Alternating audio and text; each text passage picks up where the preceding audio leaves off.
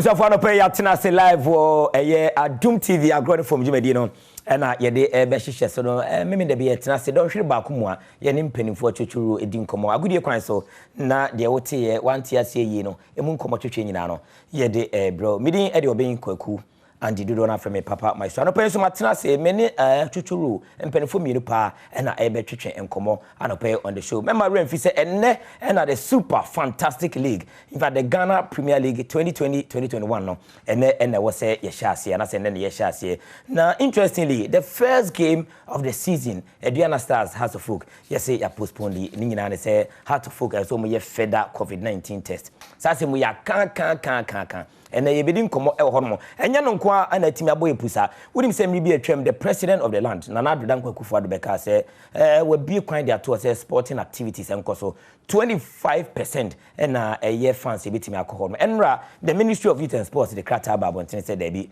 yes starting in league ya mo bia na say allow ye spectator bia e manenko ye agopama so eno so ye behwe na fe yetimi edi nkomo china Kumasi Asante Kotoko 11 wonders e de epim so e wo the Accra Sports Stadium na ansana no ene Legon Citizens so ejina kono a one eye Brukum Chelsea e de epim so ni nyina ya bono to fan no pe ye betena se na ya hwe the start of the season 2020-2021 enti yenkomo twetwe no e be de pa enti woni mentena na fe yemfa nkomo nyina no enhihye so coach Ebenezer Sifa we chief scout e wo krom harama in fact clubs I wo krom ha obi ani ho a onimu echen anase we di clubs na chi e dey achen coach Ebenezer Sifa in fact season ni be start wa gibre wa Sempa FM so dabia dawura enyasem kuma ena papa yi ebo anope mensa akan sanso na CEO emma 11 wonders boboko no was a member of the FA in fact he's a staunch member of the Football Association when imbo no yi pa wanante a lot of clubs ma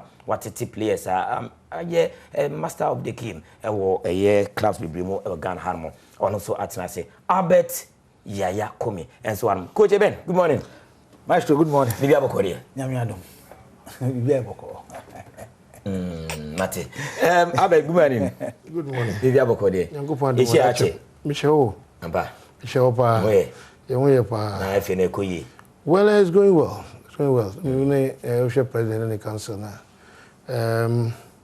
they are doing well under the circumstances because COVID nearby, you know. They couldn't. I want to say COVID na bench. But you can share your mask, remember? You see, Kuma you pa. Oh, they have the mask in there. They have show now. Coach is in your dear. Says in America, no. COVID-19 slow them down. They do a lot of innovation by visiting corporate bodies and until I think that they did very well. Okay. They did very well, and I'm never surprised because I know the kind of leader that they have, and then looking at the quality of the council, they will also help them because Dr. Randy Abbey, Dr. Tony Obing, Sami Nimado, Mr. Jaja Mwakun, and then Odrosafo. These are people with a lot of experience when it comes to the game. So I think for them to steer the affairs of us, and so far now it's so good. Oh, so far so good for you. Oh yes. On the scale of 0 to 10, when I say what good, Ghana for? Ghana for no one. Ghana for I've heard so many good. I've heard so many, and people generally accept what they've done. So who you sure? Me very sure, pa. Good morning. Maestro morning. Did you have a code? Wonderful work na was start here we promote Ghana League. Nyame kan ho why dey pa. Na ye shase, mama shase mfi hormo. Ni shase mfi ministry no directive awaba.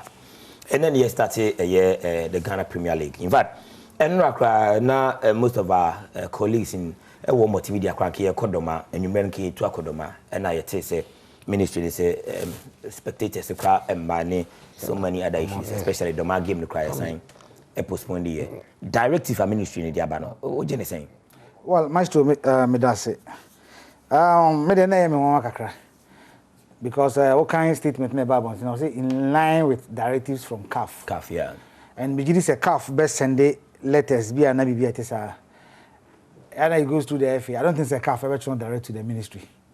Inti minim nkomodia anankita hu dia call FA in the ministry in tem.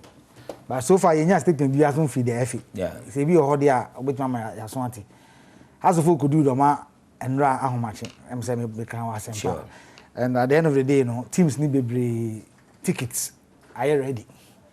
Lagos City's airborne number, some tickets are ready. Yeah. Into any directives na basa and tickets number anything. It's about money.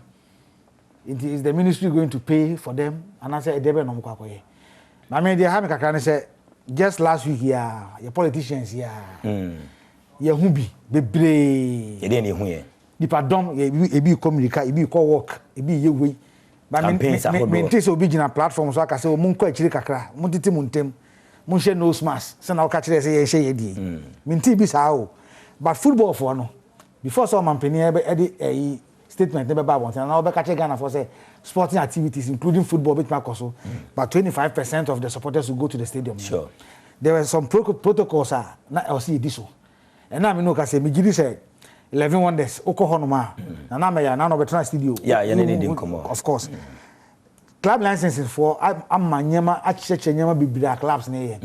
That say Veronica Baketi omonya bi insuo omonya bi seminar omonya Premier League committee ne kwa na 25% na yeka no say wo ba be hwe ball na say won share no suma ase ya wa honhoro nsa and sanitizer ya ma wonrem yeah but the yeah omo di politicians echi what is obi a ho ne nsa so no go di obechi the padom kwa ye hu so mo share it me hu how a then it means that FA is very weak. That's what I'm saying, that is because you see Ghana and Sudan many general secretary didn't come up or say CAF say you want to close doors but FA actually ya come CAF say abayno say because you're a sovereign country. Yes, me abayno say you bet him 25% ako. So even the FA was challenging CAF but other na ye crew ma the FA na idin say na say game no person be promote. But at the end of the day no me no say FA ne ministry no FA need to ministry no. And I make sure say me nim kitahudi a course between the FA. You have to make a strong case. And I'm saying say between me no you nim come a course between the ministry and the FA. Okay. As it stands now, FA first statement about from the ministry and about one thing. Say matches bia no behind closed doors. And I'm saying say CAF there no between one Obusa general secretary. Yeah. And also the man penny say 25% supporters with Marco. Into match na come CAF. Now even at all or can be say 1 hour before the game both teams then will go through a COVID test again before they go onto the pitch.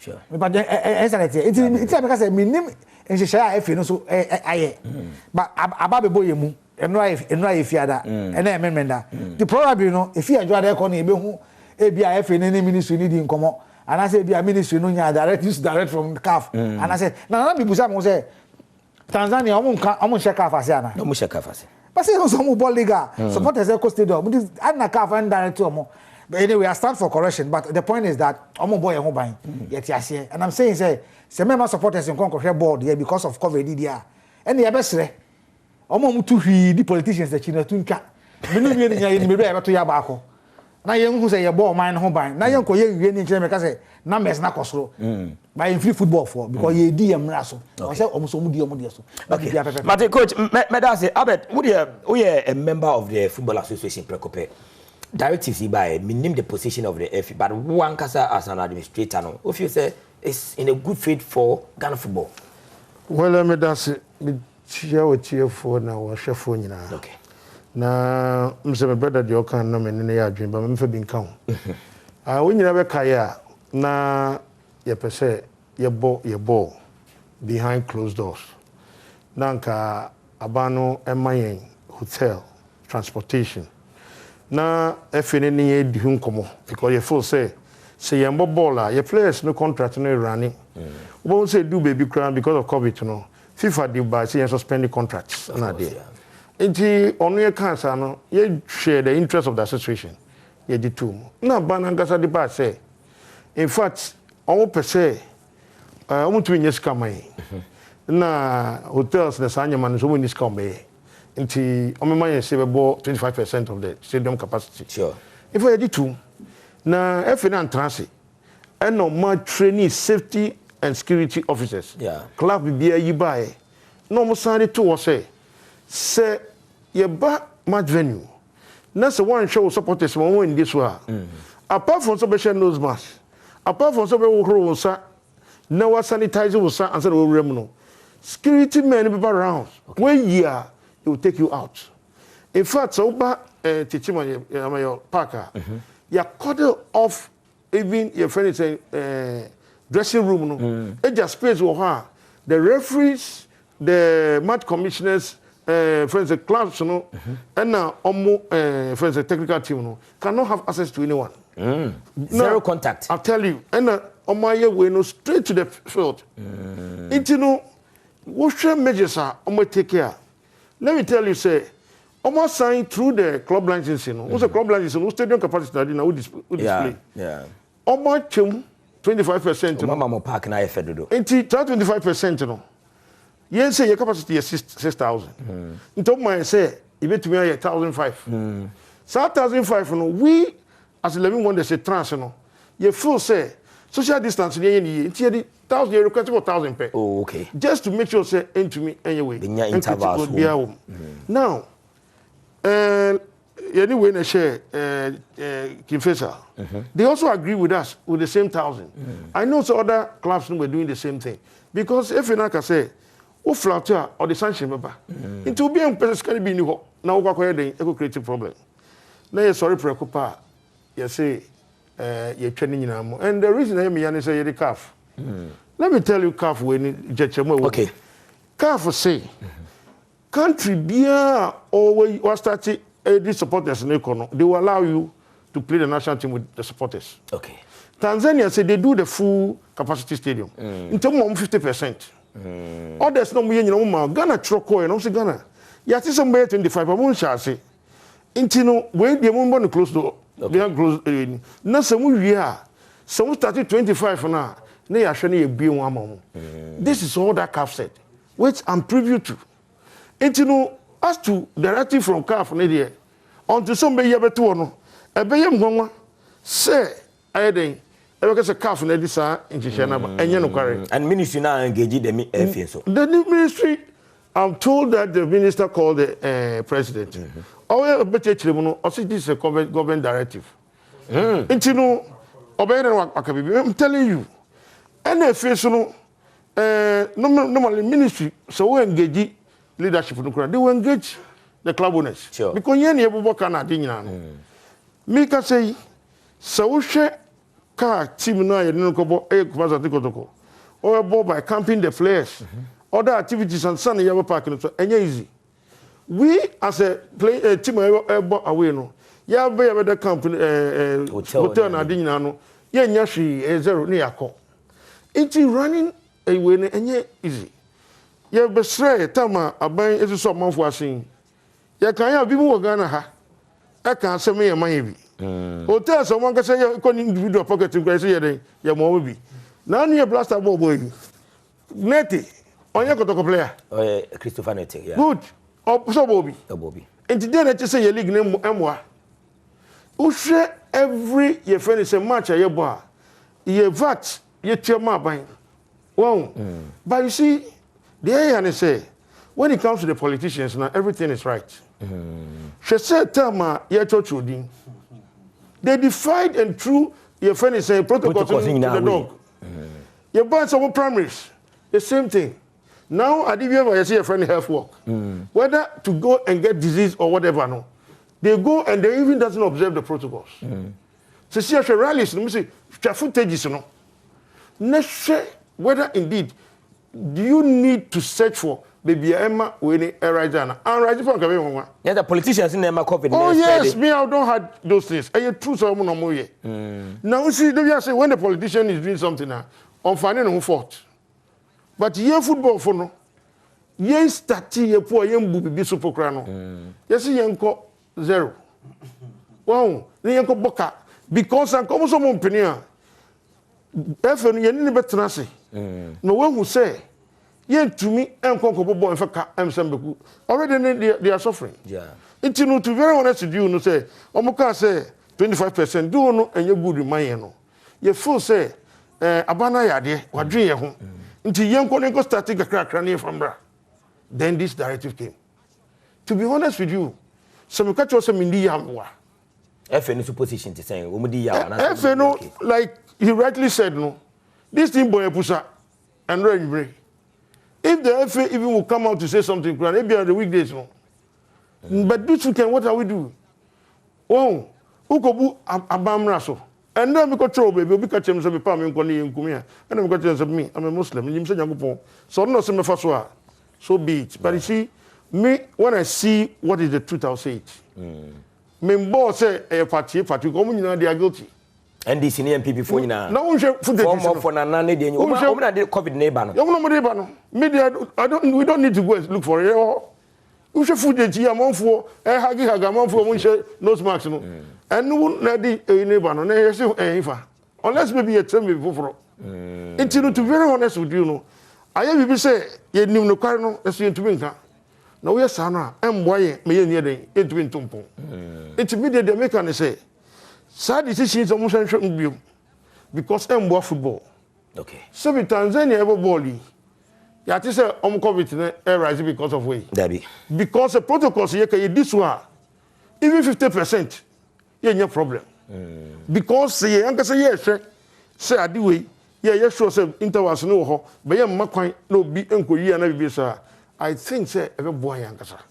Now this is the sector. Share football no, and just recreational. Yeah. What should the business aspect of it? The hotel people get control. Transportation. Petty traders. Yes. The me can say me all teach me. Lady be also some to answer to me minimum. Obisha se depend you shebo na. Na in fact nyama yedin. We should need on the assurance be mentioned. Yeah. Now all these businesses in you know a good I don't think say a good money. It's the fine. E be do baby no. Club owners will not be motivated enough to start some starting football team. Abandoning your fair to the football at all. Let me be very honest. At all. Okay. 1 minute everybody. When you see your friend say, "Effie, all work to say." Minister. Just need not what for me, so because I'm a pay. I could do. When see what I say, that's a bit track as a free so. A bombarded your friend saying, "Your sports here, come to the field." Me, I am a member club because we are friend saying current minister. They be because why because of infrastructure and more here idea. I can't remember in one of the platforms now. I want to say, look, he's done very well. Okay. But with this decision, not. Because to be very honest with you, also who say he needs to engage, he needs to explain, he needs people to understand because people are talking about what? Monies that they don't have. As to how people at clubs are traveling, he doesn't know. So for him to just come and say, look, all sporting activities should play behind closed doors. As if you was countries now, almost heading. Almost ball behind the closed doors. Yeah. Some financial muscles.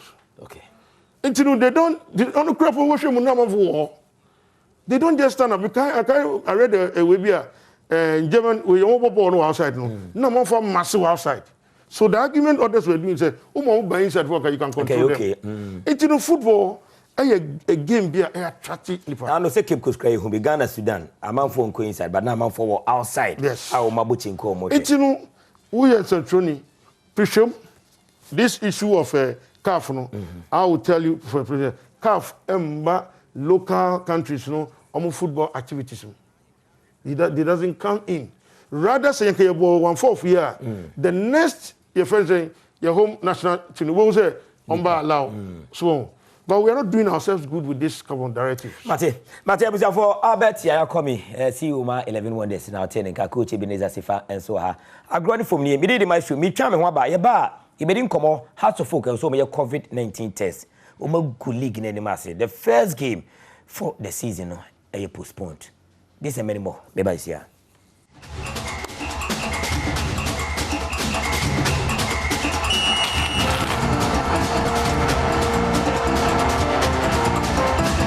Very well, we are back live for Adom TV, Agoro Ne Fom, Jumedino, and I, Yede, Ashisha, so enter crown. Coach Ebenezer Sifa, and a guest now, Ura Abetia, Yakomi, see you ma 11 wonders on also a guest. Earlier, near discussing ministry directives or the about whether say a timely, Nenny she league nasi, and Yede directives about say, Yama Beshadi for Enquago Pramanaso, and football administrators net here catch say a painful, and I'm say, Uma, further engagement with the clubs, administrators, and even the FE, and only discussion at Yeba. If we are a hearts of folk, so COVID-19 test, you know, yourself some further ones because if you are not or mass spread, you know, around ni nyina no that table so I be hwe na fe ya hwe enne Lagos cities ne ye Brekum Chelsea ana fe wo china Kumasi Asante Kotoko oni 11 wonders yete china game no 11 wonders magic or dey bana enne Kotoko fo mbenyesu ya won ko nyina na ye dey atopo no so a ye bobo so coach Eben ye ba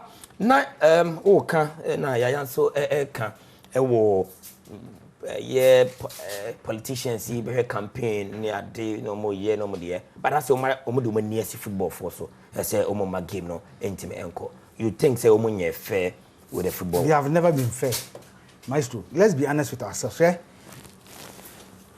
You know man na increasing no. Who say covered na share here no. Now you nya updates every TV stations, every radio stations, you nya updates. And people were protecting themselves very well.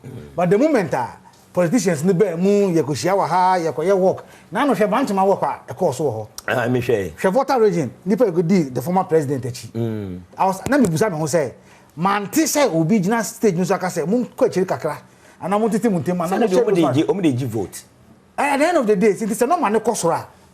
Do you blame the football people because ye dey no so and na me no ka say liberty I want to say at 12 o'clock can you to get him okay wow baby I want say no mask. You are not entering. If you don't wash your hands at the gate, don't run inside, don't sanitize, don't go inside. It's a BM naka. Me say. But it means that the Football Association is not making a very clear and a good case. Who's the chairman can be? It's you better and not the Yamu and then Saturday. Me sure say on Monday the FA will come out strongly. Because at the end of the day, clubs no boka pa. I'm telling you. Omo boka fa. The time almost started almost pre-season. One me maka. Say supporters dem go hwe ball aman ye dan ase obo Ghana for home ban Ghana penny for politicians ye don ase but almost so hwe say omunko si omunko ye platform bi o baby na nipa dom di akire hwi omunko ye say de na say yimu na omo de ball man but e bi omo pe footballers no any supporters na sem chen omo di omo chikoto aba mom no omo boy ho ban ene omo ka so omo jejireje se bi hu se o mpem asem se owo ba ana bibi ba na wo foa me so se me ko hia de ko na se o mpem asem omo mu di politicians na chi nyina obi ani bebre boto na ba ko okay obi ani bebre boto na ba ko nti ka se yare ye babo ye ho ban de a nka futu ni nko se o TV e bi an se o mo hwe ye tie radio e di o ba so mo ka kire Ghana for no mo kan radio so no mo kan TV so ye beti but directives ya bay how do you see because me feel say ebia obekodoma ochina senka enne game ne ba so ebia doma man for still I want to go and watch Maestro obeko bia Brekum obeko di ada you know okodoma Brekum Techima na oko ebechima omo hwe ball papa entom nyina betimi abide by the obo ha mi ken okofom o ebia wa na gese kwesi ara no pa no ba besia akọ asoro ofia sorry pe oba be hwe ball okodoma park why ni bibia da one team po say yes me enko into okodu gate no nko bo pieces o gate wa na e stop wo mo e no say about to gate ye mo nko e dey na besi and directives no kra no aban na ankyere ministry na ankyere kwan be fa so a e be si kwan say ye ma obi ankohwe enti o the problem nyina be so the home clubs no and I'm saying say time na e ba no aban no ministry no issue ma clubs no what about to ja if no so minister ne members na communicate ana on the clubs na communicate ana. It is different say I said you find say House of Folk ni don Aduana match na ba so and support the score stadium who are you going to blame? That's the point. Because in KB or this are directives by no chess okay every event will be the soldier phobia say yakugo so that we be making sure because and say game ni ba so do ma I can tell you say nkaye de anka and as official statement na ba na Maestro so kind statement na and devil deep and chere nyema e wo say eba edebenti na aba nesa e just in line with CAF directives you can no CAF directives na anything coach hold on kakra me na me CEO mrem because we say no there apart from the Jumedi with the Ama 11 Wonders association okay chairman obi your football be come your association but who they say the campaign manager me campaign chairman me your group chairman and you for Mr. Josabu Alaza's campaign manager okay enti omo but when I dey you get by get him who did this secretary did o ma bidi get me your preocupe me so did o ma bidi on jami on did jami but o did o ma bidi football ntia o did o jami but obey person o did o ma bidi me see me get there ye about election ye about football we ye nuanom enti odidi o ma bidi obey president odidi o ma bidi ebe no de obejam ho to odidi no sama okakadi on didi jani ni openida odidi a omobidi obey president me nim didi a omodi na se me dey let me tell you or you be a sabi or you smart Yankopon so Adom no wisdom. Yeah, of course. And when you counselor, omo need fom. Enti me obi a me medal in the activities. Okay. No moment bi bia se a bibisa. Se me obi a me pesi. Yeah. Enti bibi course we chire me hu a mebisa. And so the council members will tell you say me hu na anu say me ti say go to me ka. Oba bi no onyem. Enti when to me go to the previous year. This year about me man kwan. And bisa peni no order the referee say wo you na enyem na wakọ adwuma. That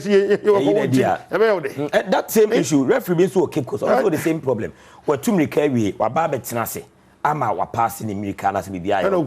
Later so wa collapse. Why we mo? My him me or friend ma ko mo go say. Won say o collapse ko ba enyum say sibio. Okay. Under normal circumstances no mo fa odin kan ho.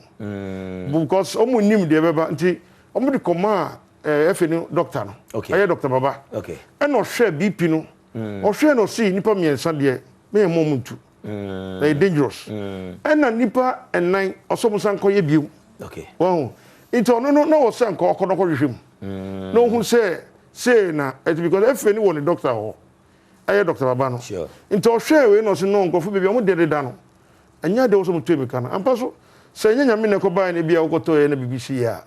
Enti me hu ni die ni mu no won say ya se we go to me kan wa pass na fi hu di wo enti I understood the frustration but the fact is that when the evidence when they looked at the case obi to say achi me tina say Oyobia is a very young guy very fair enti no hwehwem we ka say nipa na ye kan me ni mu no because tama me wo efe no so no a similar one this referee we afini no be kan asem kyerem say omo yi na fi FA Cup I'm born one of the best referees.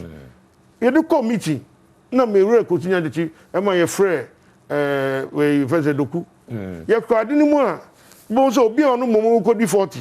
And he never shame ye on film. Wow. They brought him. Your friend be sorry also what we did no share me that. When the thing came you have to. I mean they before say the quarrel woman say nyankopam mo baby say gina. You won ni pa eni and she shall be out. We know Yankopon. They are want to meet Sino. The only ones are all. Until no, and a Dutch will be so say. But do Chinaha, now we are then. Until Adibia we piano, Nipa Ebia on Poas, but ye. Until some woman who should be Cochua. Never for a catcher. Mate. Until no, the American say, yes, sir, no other. As I'm telling you, the current Gaga chairman. Omunina, Nimisa, could only FNO, Minister no di nkuta ho FNN ntiase ho oh you dey the how can they understand it M1 league no but I say penifo no kasa wachire me say o motete say me kasa already to and on penifo from say nyabutre ne ni minister na kasa na me ka chere say me ayem hihye ayem say me team wura no minim se ne ote minim bro obre and minim say other clubs no so we say it be too later say and we dey think why would this happen well and it makes me very, very sad because one she say, Nansen table got to send a problems. Yeah. Oh, for ye. Nyamuna only facility. I don't know ye gate for because almost the essential no tools is kind of good channel share. That's all ye. But me for me catch say, I am money venue owners no. Then daily was hard no. But it comes to you because one of what you say 100% into all this is here coming at no. Oh, yes, they are not doing anything. Even I got to know, say, the General Secretary is also involved. Oh, and you know, there are a lot of things going behind. Okay. Oh, someone they will use diplomacy. But we as club, no, there also a couple buga.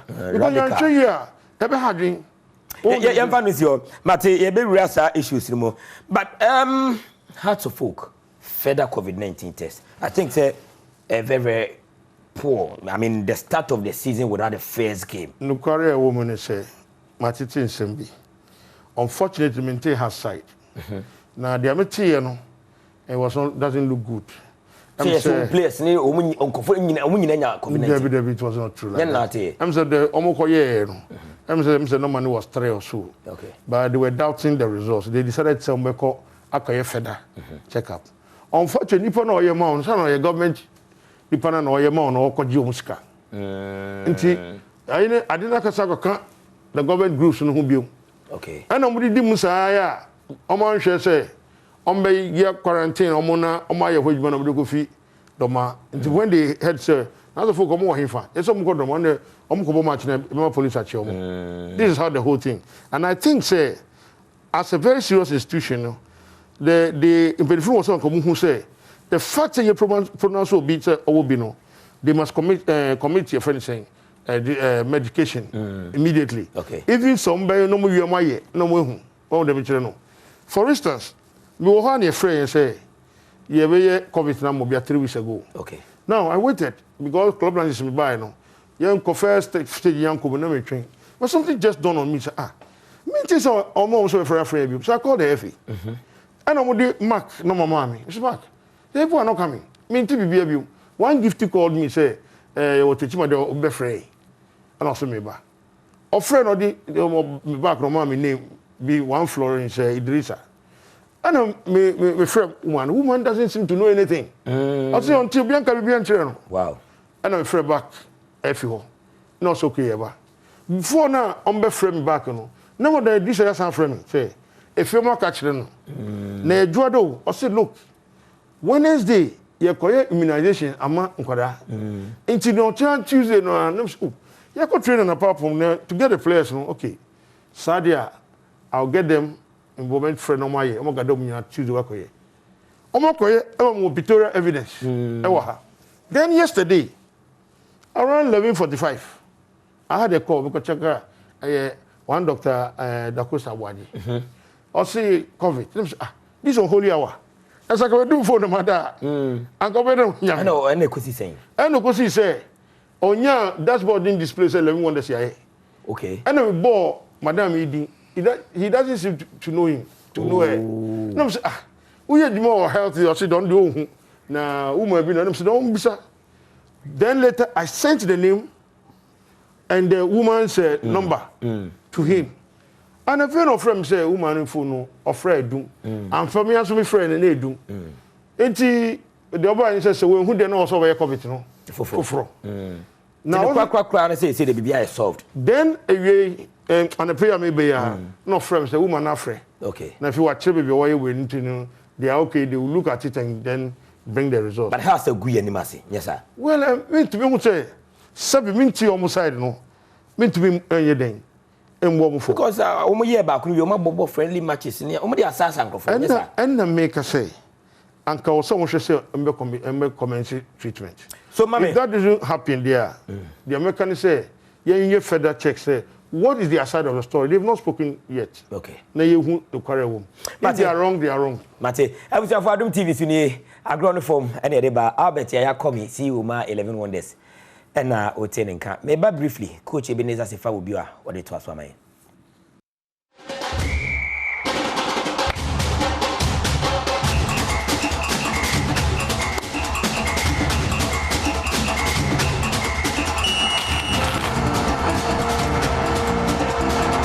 very well we are back live on Adom TV Agoro Ne Fom and Yedeba and Cheney wrap it up on the show coach my main found room and big game Legon Cities ne Brekum Chelsea.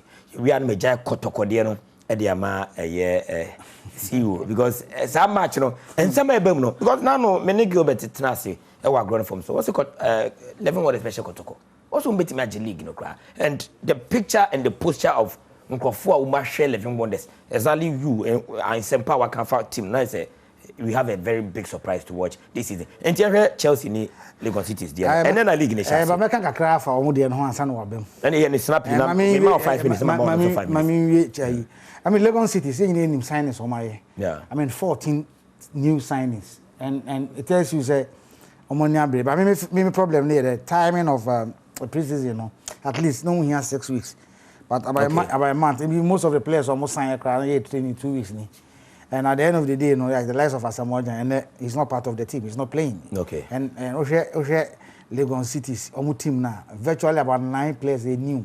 Okay. 9 players they new players. The likes of Foster Brima, Jonah Otukwe, Elvis Opoku, Baba Mahama, Rafael Oklu, and the 2 center backs. So we know new players almost started. But not new in the league. Not new in the league. And even on the right back, Michael Ampedu from Liberty, who also started. And then Fatah Udada as an old player, and then the left wing back as an old player. Brekum Chelsea, I mean, Omar we do. Omar Tessan I mean, no, say the likes of Steven Safo is also in the team. Ufio Usu is in the team. And of course, I mean, Auguste Henry in Milford, Edward Kodo is in the team. Okay. And Adelke Richard Kisibuati also is there. And then Jordan is there. Almost one more formidable side. And so almost a team bia. Season bia no. Kobo Hoja Kumasi no mu rank kan ya.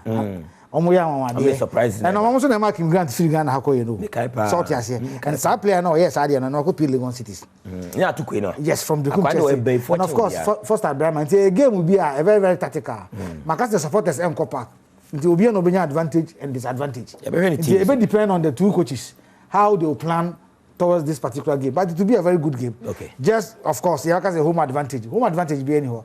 But based on the quality of both teams, and I think the Legon City is slightly ahead. But when you are not careful, I do. Okay. Kotoko Wonders. Just Wonders be doing Krahano pay. Kotoko be do we do about 30 minutes na me do. Who be able to job baby. Wonders training normal one of the finest goalkeepers here. John Mose, his days with Brekum Chelsea. John Mose, I know him. People doesn't know. He's one of the good goalkeepers in the country. Makasa is a matter of choice. League here, boy, teams need now very good goalkeepers. Okay. By a matter of choice from the handlers. We have Edujumo, the bomb right back now. As in Nibako, I had a Kakrebi, but Hanesa, he's a very good player, especially Sausage Forward. And then Felix Akoko on the left, as a left back. About 2 center back, Rashid Mohammed, Brandja Chente, Rastano. Yeah. Maybe Kotoko the player be free, Brekumas Nas, Eba Kotoko, different Mutala, or to send the pepe, and Sim Square year, captain.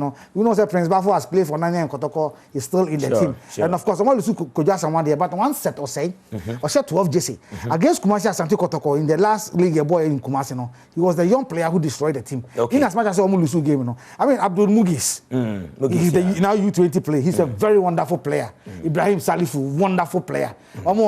Andrews is also there, very wonderful player. Almost a formidable side. And Mamika will say, as she told you, after the accident with Kotokono, on my back, Oba Olympics, 1 year, you mean the manager, Madame for Pa, and your branch and this in chance, Oba Olympics, and also on training. I could play Techiman, training a branch, and I'll not be surprised if Ignatius starts him. Okay. Kotoko, the 90 players, Nabi Pian, including Muniru, Esule Mutari, is also in the team. Yeah. And of course, Christopher Nete is not part of the team. And then Samuel Frimpong or Moro or Asma or and of course, how about someone Fanamba? And also 2 goalkeepers are Felix Anan and then Kwame Banebaye. But based on the preseason, matches on Felix dying and one conceded, Kwame Back conceded. And to say, me as a coach, definitely Felix have to be in goal post. And on 2 center backs, in terms of experience and consistency in Kotoko shirt, of course, it's very possible to say Habib will start with Mubarak Yusuf, one of the finest center backs I know all league, from Liberty to Asgood. Yeah. They improved player when Kotoko went to the preseason. Adom Frimpong, Kayeke, and then Latif Anabila. And I think from the flanks, of course, Emmanuel Jemfi and then Augustine Okra. So definitely it's going to be a difficult game. At the end of the day, last time I won't share with Baba Yarano, not Masola Fatim, until one time be preseason be okay. 11 one is 1 year preseason. Nothing for months if you want Ignatius Ababeshaw. Until this time, at least 1 month be the ABB. So it's definitely going to be a game of thinking, a game of what you say. And at the end of the day, the one who will take his chances, Minkase Kotoko, because they are huge. This time the supporters will not back them; they will back them from home. Yeah. They watch TV. Techima, so they also watch from TV. But from the 2 brains, Kotoko has got more than 4 coaches on the bench. Yeah. Some of them will be in the stands. Yeah. But Ignatius will be his own man. But at the end of the day, you see, those not here in the But I say, see you, Brad, with the tactical and technical analysis. Minimum the other back count, best my baby, the American say, August I'm surprised even like he said, me feel say Manchester are very poised. Okay. We share the age between Kotoko and Levin they say 24 years. Levin they say for me 1959. And as say 24 years. Sure. Now, we share matches at the 2 sides na results near very close. And yet say amount for me can say me share me nua da sobre.